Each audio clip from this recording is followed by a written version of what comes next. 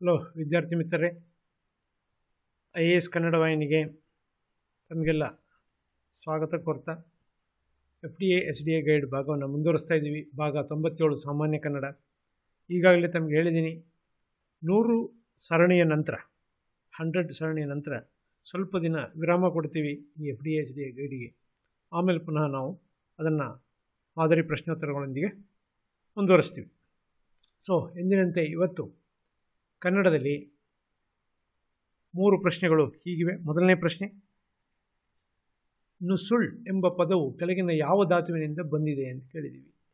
ನುಸುಳ್ ಎಂಬ ಪದ ನುಸಿದು, ನುಸುಳ್ ಎಂಬಂಥ ಹಳಗನ್ನಡ ರೂಪ ನುಸಿದು ಹೇಳುವಂಥ ಧಾತುವಿನಿಂದ ಬಂದಿರುವಂಥದ್ದು. ಅಂದರೆ ಒಳಹೊಕ್ಕು ಹೇಳುವಂಥ ಅರ್ಥ. B is the answer. ಇನ್ನು ಎರಡನೇದಾಗಿ, ಗಾವಿಲ ಪದದ ರೂಪ ನಿಷ್ಪತ್ತಿ ಯಾವುದು?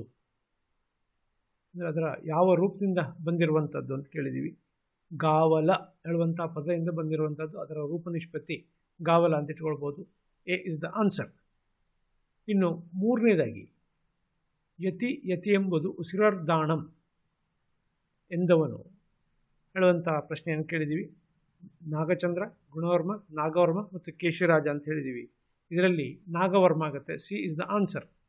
ಇಲ್ಲಿ ಯತಿ ಎನ್ನುವಂಥದ್ದು ಪದ್ಯವನ್ನು ಉಚ್ಚಾರಣೆಯಲ್ಲಿನ ನಿಲುಗಡೆಯನ್ನು ಯತಿ ಎನ್ನುತ್ತಾರೆ. ಅಂದರೆ ಪದ್ಯವನ್ನು ಓದುವಾಗ ಉಚ್ಚಾರಣೆಯಲ್ಲಿನ ನಿಲುಗಡೆಯನ್ನು ಯತಿ ಅಂತ ಹೇಳ್ತಾರೆ. ಅಂದರೆ ಯತಿ ಅಂದರೆ ವಿಶ್ರಾಂತಿ ಸ್ಥಾನ ಅಳುವಂಥ ಈ ಒಂದು ಅರ್ಥವನ್ನು ಕೊಡುವಂಥ ಒಂದು ವಾಕ್ಯವನ್ನು ನಾಗವರ್ಮ ಬಳಸಿದ್ದಾನೆ ಅಂತ ಹೇಳ್ಬೋದು. ಇನ್ನು ಮತ್ತೊಂದು ಅಂಶ ಏನು, ನಿನ್ನೆ ನಾವು ಮೈಸೂರು ಮತ್ತು ಧಾರವಾಡ ಕನ್ನಡವನ್ನು ತೆಗೆದುಕೊಂಡಿದ್ವಿ. ಇವತ್ತು ಮೈಸೂರು ಮತ್ತು ಮಂಗಳೂರು ಕನ್ನಡ ಅಂದರೆ ಕನ್ನಡದ ಪ್ರಾಂತಭೇದದ ಅಂಶವನ್ನು ಇವತ್ತು ಮತ್ತೆ ಪುನಃ ತೆಗೆದುಕೊಂಡಿದ್ವಿ. ಇವೆರಡರಲ್ಲಿ ಉಳಿದಂತೆ ಯಾವ ಸ್ಪಷ್ಟ ವ್ಯತ್ಯಾಸಗಳೆಲ್ಲದಿದ್ದರೂ ಮಂಗಳೂರು ಕನ್ನಡ ಖಚಿತ ಮತ್ತು ಸ್ಪಷ್ಟ ಉಚ್ಚಾರಣೆಯುಳ್ಳದ್ದು ಅಂತ ಹೇಳ್ಬೋದು. ಮಂಗಳೂರು ಕನ್ನಡ ಖಚಿತವಾದದ್ದು ಮತ್ತು ಸ್ಪಷ್ಟ ಉಚ್ಚಾರಣೆಯುಳ್ಳದ್ದು. ಅಂದರೆ ಈ ಕರಾವಳಿ, ದಕ್ಷಿಣ ಕನ್ನಡ ಮತ್ತು ಉಡುಪಿಯಲ್ಲಿ ಹೆಚ್ಚಾಗಿ ಕಂಡುಬರುವಂಥ ಈ ಮಂಗಳೂರು ಕನ್ನಡ ಮತ್ತು ಉತ್ತರ ಕನ್ನಡದ ಕೆಲವು ಭಾಗಗಳಲ್ಲಿ ಏನಂತಂದರೆ, ಅವರು ಯಾವ ಮಾತನ್ನು ಆಡ್ತಾರೋ ಆಡು ಮಾತು ಸಹಿತ ಗ್ರಂಥಸ್ಥ ಭಾಷೆಗೆ ಹತ್ತಿರವಾದದ್ದು. ಅಂದರೆ ನಾವು ಈಗ ಶಾಸ್ತ್ರೋಕ್ತವಾಗಿ ಗ್ರಂಥದಲ್ಲಿ, ಪುಸ್ತಕದಲ್ಲಿ ಯಾವ ಥರ ಓದ್ತೀವೋ ಅದೇ ಥರ ಆಡು ಮಾತಿನ ರೂಪವೂ ಇರುತ್ತೆ ಹೇಳುವಂಥ ಅಂಶ. ಅಂದರೆ ಉದಾಹರಣೆಗೆ ಇದರ ಮೇಲೆ ಹೆಚ್ಚು ತುಳು ಭಾಷೆಯ ಪ್ರಭಾವ ಅಧಿಕವಾಗಿದೆ ಅಂತ ಹೇಳ್ತಾರೆ. ಪ್ರಭಾವ ಹೆಚ್ಚಾಗಿದೆ.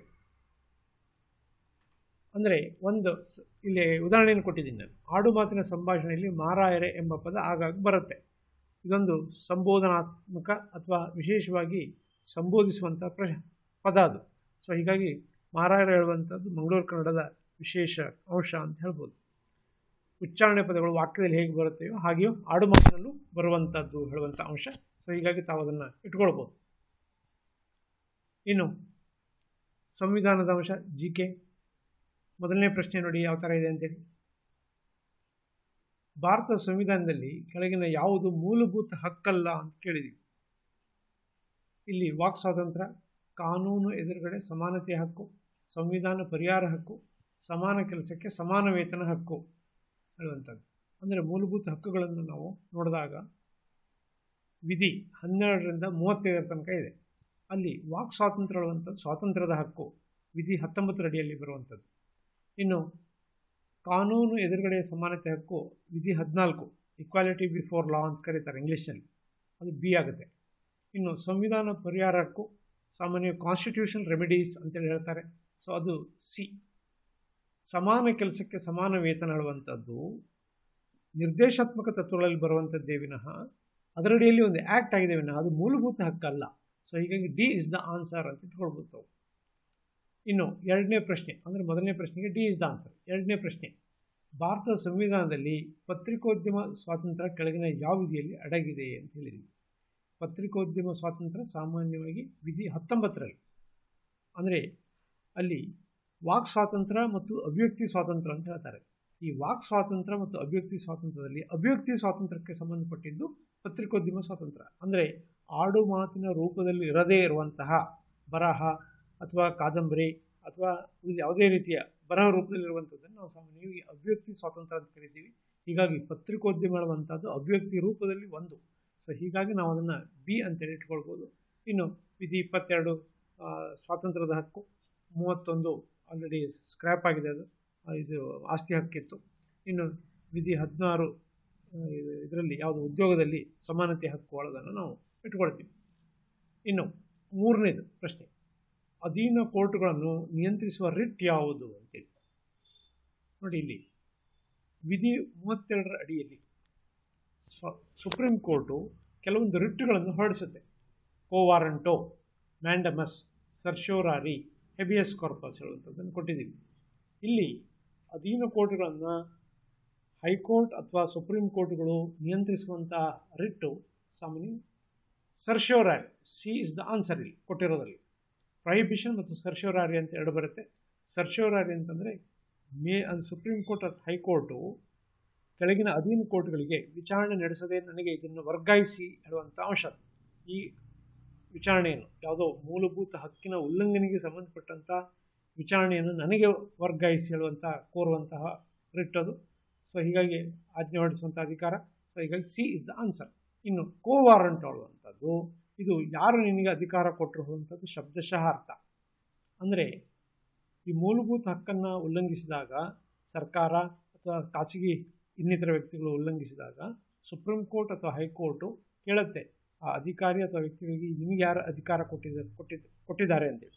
ಸೊ ಅದನ್ನು ಕೋವಾರಂಟ್ ಅಂತ ಕರೀತಾರೆ. ಮ್ಯಾಂಡಮಸ್ ಅಂದರೆ ಯು ಡೂ ಯುವರ್ ಡ್ಯೂಟಿ, ಕರ್ತವ್ಯವನ್ನು ನಿರ್ವಹಿಸೋ. ಸರ್ಕಾರಿ ಸಂಸ್ಥೆಗಳು ತಮ್ಮ ಕೆಲಸವನ್ನು ಮಾಡದೇ ಇದ್ದಾಗ ಸುಪ್ರೀಂ ಕೋರ್ಟ್ ಅಥವಾ ಹೈಕೋರ್ಟ್ ಏನು ಮಾಡುತ್ತೆ, ಕೊಡುವಂಥ ರಿಟ್ ಅದು. ನೀವು ನಿಮ್ಮ ಕರ್ತವ್ಯವನ್ನು ನಿರ್ವಹಿಸಿ ಹೇಳುವಂಥದ್ದು. ಸೊ ಹೀಗಾಗಿ ಮ್ಯಾಂಡಮಸ್ ಅಂತ ಕರೀತಾರೆ. ಇನ್ನು ಹೆಬಿಯಸ್ ಕಾರ್ಪಸ್ ಹೇಳುವಂಥದ್ದು ದೇಹವನ್ನು ನನ್ನ ಮುಂದೆ ತಂದು ನಿಲ್ಲಿಸೋ ಹೇಳುವಂಥ ಅಂಶ. ದೇಹವನ್ನು ನನ್ನ ಮುಂದೆ ತಂದು ನಿಲ್ಲಿಸುವಂಥದ್ದು ಸಾಮಾನ್ಯವಾಗಿ ಯಾವುದೇ ವ್ಯಕ್ತಿಯನ್ನು ಅಕ್ರಮವಾಗಿ ಬಂಧಿಸಿದಾಗ ಸುಪ್ರೀಂ ಕೋರ್ಟ್ ಅಥವಾ ಹೈಕೋರ್ಟು 226ನೇ ವಿಧಿ ಅಡಿಯಲ್ಲಿ, ಸುಪ್ರೀಂ ಕೋರ್ಟ್ ವಿಧಿ 32ರ ಅಡಿಯಲ್ಲಿ ಈ ರಿಟ್ಟನ್ನು ಹೊರಡಿಸುತ್ತೆ. ಅಂದರೆ ಅಕ್ರಮ ಬಂಧನದಿಂದ ವ್ಯಕ್ತಿಯನ್ನು ಬಿಡುಗಡೆಗೊಳಿಸುವಂತಹ ಒಂದು ಆಜ್ಞೆ ಅಥವಾ ರಿಟ್ ಅಂತೇಳಿ ಕರಿಬೋದು. ಇನ್ನು English find the errors in the sentence ಅಂತ ಕೊಟ್ಟಿದ್ದೀವಿ. ಸೊ ಇದರಲ್ಲಿ we have given like the first statement, first question, the play was hilarious personified.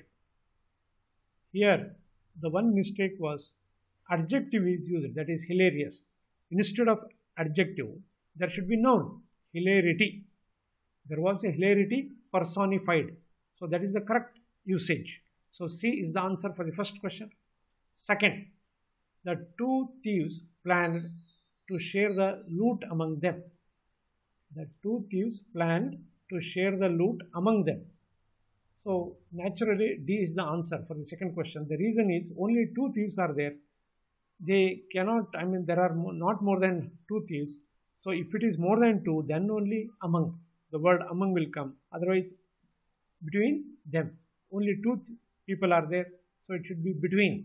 Then third one, for the second question, D is the answer. Third one, I shall begin working since first week of this month. Here, I shall begin working since is wrong. It is from the first week of this month. So that is a point of time. That is, from is the correct usage wise. So C is the answer for the third question. Then the fourth one, I have a greater capacity to put up with the strain than him. Here also than him is wrong. It is I have a greater capacity to put up strain than he. Instead of him you should use he, than he. D is the answer for the fourth question.